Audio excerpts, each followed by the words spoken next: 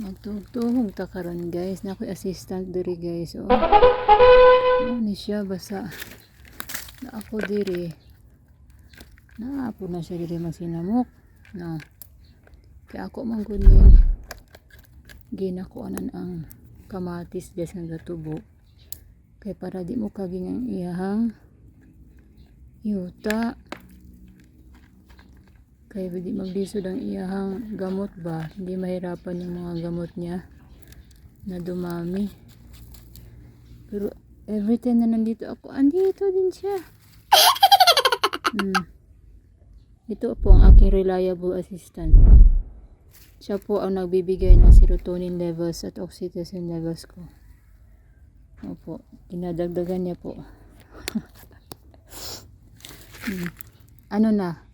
Dumami na ba ang ating serotonin levels at oxytocin? Dito siya talaga guys. Dito yan. Sagid, ginasa ko ang paa. Yun may sense of touch pa. Pero hinawakan ko minsan kasi nagpupuring siya. Yung puring kasi minsan paraan nila yun para ma-relax kung stress sila. Naririnig kong nagpupuring kaya minsan ginaganon ko, nasa-stop ako ng ginagawa ko tapos hinahawakan ko siya ng ganyan. Yan, tinatap ko yung ulo niya kasi nagpupuring. Sign din kasi yun na medyo stress sila ba.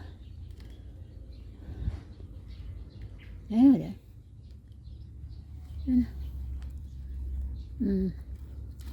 Kaya matay na itong kuan. Kasi yung kamatis, malaki-laki na siya kaya kailangan kong ganituhin mga guys. Ginagamit ko tukog pala. Para hindi naman masyadong malaki yung bungkal. Para lang tumami yung ugat niya sa ilalim.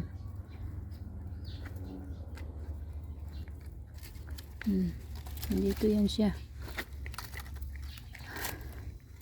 Pero okay na rin para may kasama ko ba para hindi man masyadong boring. Ganito siya talaga guys. Kita niyo yung buntot niya. Unsa man. Siya po pala si Ricky sa mga hindi nakakaalam. Magkamukha lang po sa ni Putski at kasing laki na rin ni Putski. Iwan ko rin sa pusa na ito. Siguro dahil babae hindi siya lumalaki. Iwan ko talaga ba't di siya lumalaki mga guys. Kasing laki na siya ni Putski. Unya pa.